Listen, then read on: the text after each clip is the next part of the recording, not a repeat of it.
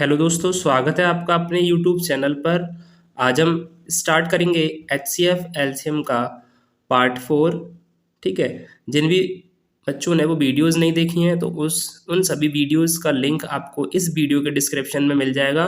उन वीडियोस को आप देख लीजिए, उनमें बेसिक कॉन्सेप्ट को समझाया गया है। ठीक है। देखिए, कभी कभी क्या होता है, थ्योरी में इस प्रकार से दो प्रश्न पूछ लिए जाते हैं। ठीक है, तो मैंने वो पॉइंट डालकर लिख दिए हैं, आप इनको नोट कर लीजिएगा और याद कर लेना। दो अभाज्य संख्याओं का एलसीएम उन दोनों संख्याओं के गुणनफल के बराबर होता है। कोई भी दो अभाज्य संख्या है, ठीक है, जैसे 2 और 3 यह अभाज्य संख्या है, इनका गुणनफल ही क्या कहलाएगा, इन संख्याओं का एलसीएम कहलाएगा। ठीक है। अब नोट नंबर 2 दे रखा है, दो अभाज्य संख्याओं का मासा सदैव एक होता है। ठीक है, दो अभाज्य संख्या होंगी, जैसे 2 और 3 दो अभाज्य संख्या है, इनका कॉमन फैक्टर तो कोई बनेगा ही नहीं, सिर्फ दोनों में कॉमन क्या आएगा, एक आएगा। इसलिए इन दोनों का मासा क्या होता है, एक होता है। यानी कि दो अभाज्य संख्याओं का मासा सदैव कैसा रहेगा, एक होता है। ठीक है, ये आपको याद कर लेनी है। ठीक है, अब हम स्टार्ट करेंगे। HCF और LCM ज्ञात करने की कुछ प्रॉपर्टीज़ हैं, जिन प्रॉपर्टियों से हमेशा प्रश्न पूछे जाते हैं। तो प्रॉपर्टी नंबर 1, ठीक है, एक जी फॉर्मूला है कि पहली संख्या गुणा दूसरी संख्या बराबर दोनों संख्याओं का मासा गुणा दोनों संख्याओं का लासा। उसको हमने शॉर्ट में लिख दिया, first number multiply second number is equals to HCF multiply LCM। ठीक है, तो प्रीवियस ईयर में इस प्रकार का प्रश्न पूछा गया है। तो प्रश्न क्या है, दो संख्याओं का मासा 28 तथा उनका लासा 336 है। यदि एक संख्या 112 हो तो दूसरी संख्या है, तो हमें क्या करना है, दूसरी संख्या बतानी है इसमें से। तो हमारे पास फॉर्मूला दे रखा है, first number multiply second number is equal to HCF गुणा LCM। तो इसी फॉर्मूले को अप्लाई करेंगे। तो हमारे पास क्या, एक संख्या दे रखी है, दूसरी मान ली है, तो दूसरी को हम x मान लेते हैं। तो एक संख्या कितनी है, 112, दूसरी को x मान लेते हैं बराबर। फॉर्मूला क्या करा है, HCF गुणा LCM। HCF कितना है, 28 गुणा 28। अब LCM कितना दे रखा है, 336, तो 336। यहाँ से हमें किसकी वैल्यू निकालनी है, x की वैल्यू निकालनी है।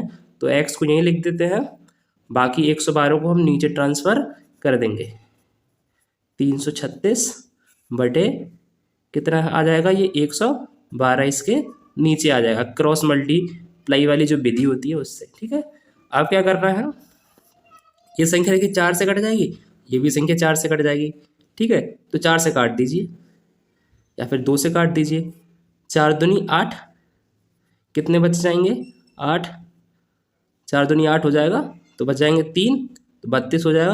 और 4 अट्ठे कितना होता है, 32 होता है। ठीक है, इसको भी 4 से काटिए, 4 अट्ठे 32, एक हासिल का बच जाएगा 16 हो जाएगा ये, और 4 चौके 16, तो ये आ गया 84। ये 28 से ये पूरा 28 कैंसिल हो जाएगा, तो x बराबर कितना बच जाएगा आपके पास, 84 बच जाएगा। तो ऑप्शन नंबर सी इसका सही उत्तर होगा। इस प्रकार से आप ऐसे प्रश्नों को हल कर पाएंगे। एक प्रश्न आपके लिए है, ये प्रश्न आपको हल करना है और इसका उत्तर आपको कमेंट बॉक्स में बताना है। ठीक है, अब चलिए एक दूसरी प्रॉपर्टी पढ़ते हैं। प्रॉपर्टी नंबर 2, जब किसी क्षेत्र का या खेतों का क्षेत्रफल ज्ञात करना हो तो हम HCF निकालते हैं। प्राप्त HCF क्यारी की भुजा होता है। जो हमें प्राप्त जो HCF होगा वो क्या होता है, एक साइड की एक भुजा होती है। जैसे एक क्षेत्र है, इसको हम क्या करते हैं, जब इसका HCF निकालते हैं तो जो एक साइड होती है वो उसकी क्या होती है, भुजा होती है, क्या हमारा HCF। ठीक है, जब हमें खेतों का क्षेत्रफल ज्ञात करना होता है तो हम क्या करेंगे, HCF निकालेंगे। और प्राप्त HCF क्या होगा, एक भुजा होगा। यदि खेतों का क्षेत्रफल दे रखा हो और खेतों की बराबर भाग किए गए हों और लंबाई या चौड़ाई ज्ञात करनी हो तो HCF निकालते हैं। उस HCF को हम क्या करते हैं, क्षेत्रफल के बराबर रखते हैं, उसमें हम फार्मूला लगा देते हैं, क्षेत्रफल बराबर लंबाई इंटू चौड़ाई, जैसी आकृति दी होगी उस हिसाब से हम उसका फार्मूला लगा देते हैं। तो चलिए इसका एग्जाम्पल करते हैं। देखिए एग्जाम्पल दे रखा है, एक आयताकार खेत 320 मीटर लंबा तथा 200 मीटर चौड़ा है। खेत में अधिकतम क्षेत्रफल वाली बराबर माप की वर्गाकार क्यारियां बनी हैं।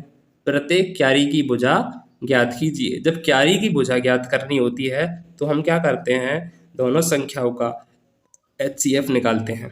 ठीक है, इन दोनों संख्याओं का हम क्या करेंगे, HCF निकाल देते हैं। तो HCF कैसे निकालेंगे, 320 बड़ा है और 200 छोटा है। हम भाग विधि का प्रयोग कर रहे हैं। 200 एकम 200, कितने बच जाएंगे, 0, 2 का 2 आ जाएगा और 3 में से 2 गए तो 1 बचेगा। फिर क्या करते हैं, रिमाइंडर बचता है तो जिस अंक से भाग देते हैं उसको इसके अंदर लिख लेते हैं। तो कितना आ जाएगा, 200। 120 से भाग देंगे कितने बार जाएगा, 1 बार जाएगा। कितने बच जाएंगे, 200 में से 120 घटा देंगे, 80 बच जाएंगे। फिर क्या करेंगे, 120 अंदर लिखेंगे, 80 से भाग लगाएंगे, 80 एकम 80, कितने बच जाएंगे, 40। और फिर इस 80 में भाग लगा देंगे, 40 दूनी 80।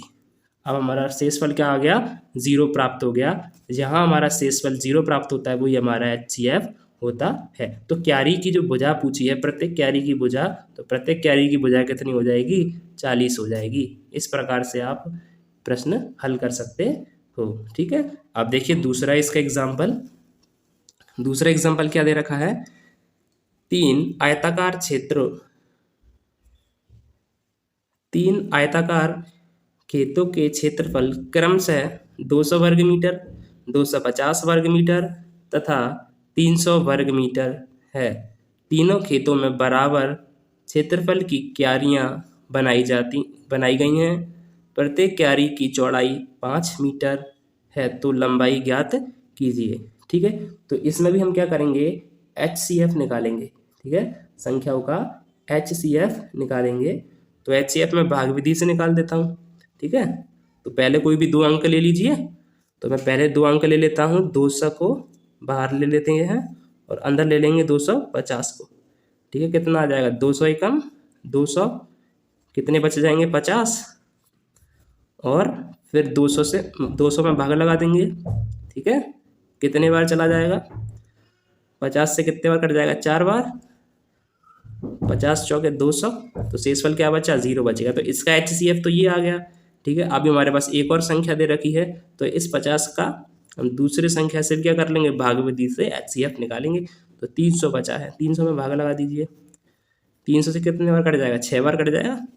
50 छिक्के 300, तो HCF क्या आ गया हमारा, 50 आ गया। तो HCF अभी 50 आया है और हमें क्या निकालना है, प्रत्येक क्यारी की चौड़ाई 5 सेंटीमीटर है, तो लंबाई ज्ञात करनी है।